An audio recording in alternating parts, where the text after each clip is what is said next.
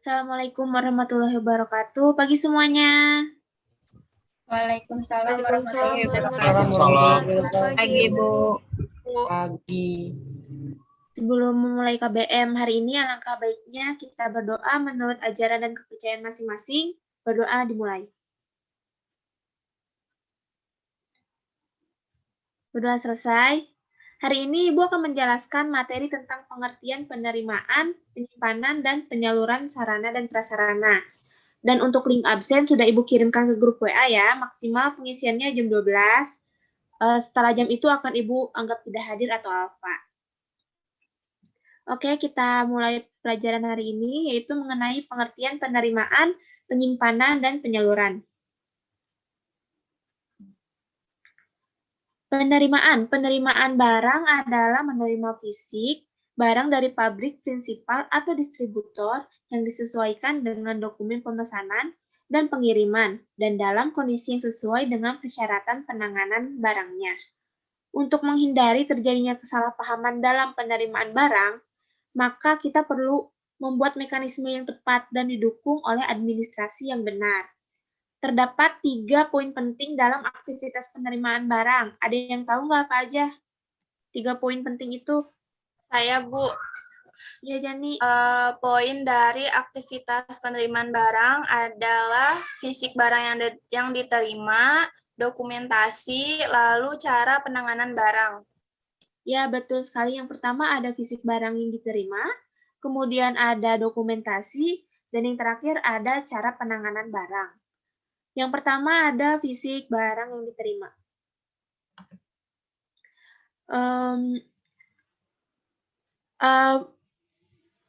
Fisik barang yang diterima adalah bentuk barang yang harus dapat dirasa, diraba, atau dilihat secara langsung.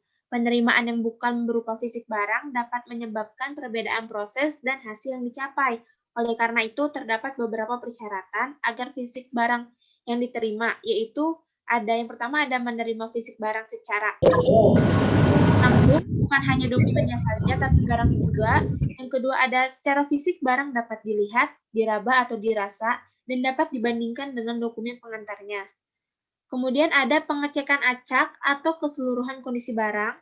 Yang keempat ada tanggal kadaluarsa barang, serta nomor batch. Yang kelima ada kuantitas barang, dan dokumen harus sesuai. Jadi misalnya kalau barangnya ada 10, maka di dokumen juga ada 10. Kemudian ada dokumentasi. Dokumentasi adalah barang diterima berdasarkan adanya dokumen yang mendasari beberapa barang yang harus diterima.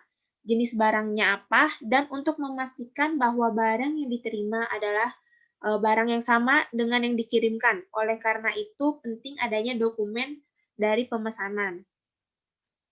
Selanjutnya ada cara penanganan.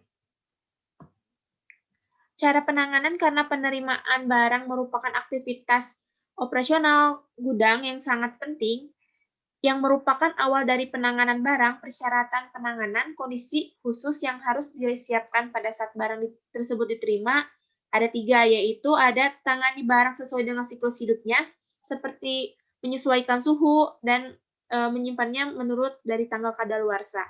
Kemudian ada menggunakan peralatan yang sesuai, seperti menggunakan palet atau drum.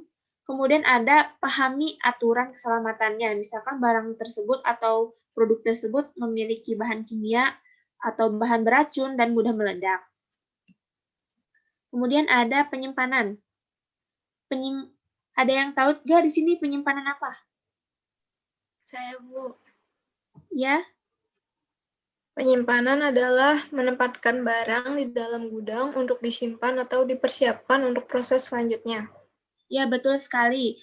Penyimpanan barang adalah menempatkan barang di dalam gudang untuk disimpan atau dipersiapkan untuk proses selanjutnya. Oleh karena itu, setiap upaya dalam melaksanakan proses pengelolaan, aktivitas mengatur serta menyimpan seluruh barang persediaan pada area gudang, sehingga penyimpanan barang memiliki fungsi jaminan pemenuhan atas penjadwalan pengiriman barang. Terdapat persyaratan dalam penyimpanan barang, yaitu persediaan yang mudah ditemukan, sederhana dan efisien, aman, Kemudian persediaan lama dapat dikeluarkan terlebih dahulu. Penyimpanan barang juga yang efektif membutuhkan kerapihan, kedisiplinan, dan cara yang sesuai dengan asas FIFO dan FEVO. Untuk materi FIFO dan FEVO akan Ibu bahas minggu depan, tapi untuk pengertiannya akan Ibu jelaskan sekarang ya. FIFO dan FEVO itu merupakan sarana pengelolaan persediaan dan masalah keuangan perusahaan yang berkaitan dengan persediaan barang yang dihasilkan, bahan baku, suku cadang, komponen, atau saham feed. Kemudian ada penyaluran.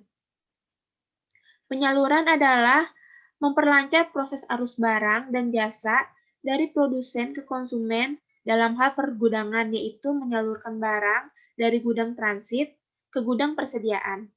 Penyaluran berkaitan dengan pengiriman barang, yaitu mempersiapkan pengiriman fisik barang dari gudang ke tempat tujuan atau titik bekal, yang disesuaikan dengan dokumen pemesanan dan pengiriman, serta dalam kondisi yang sesuai dengan persyaratan penanganan barangnya. Sebelum melakukan pengiriman barang ke tempat tujuan, ada aktivitas yang dilakukan setelah barang disiapkan. Ada yang tahu gak apa aja? Saya, Bu. Ya, bisa dijawab.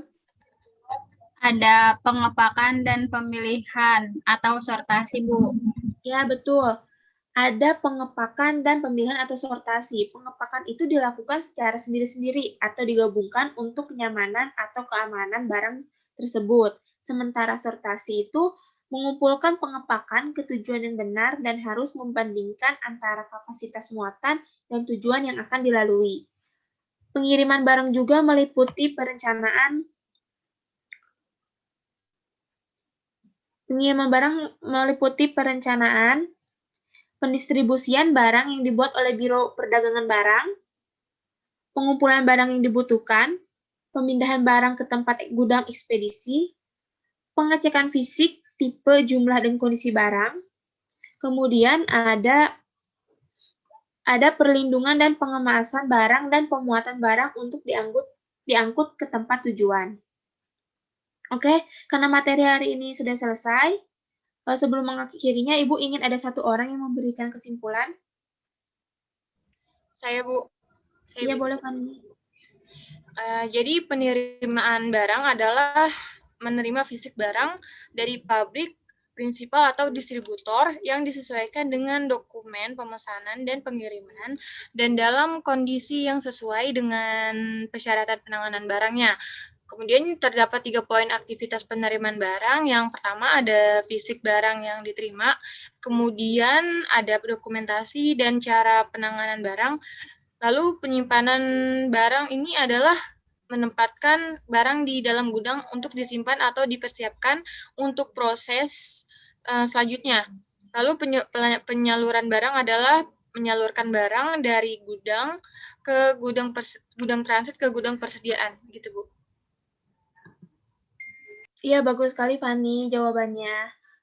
Oke, karena materi ini sudah selesai, jangan lupa ya untuk isi absen, jangan sampai lupa nanti Ibu absenkan.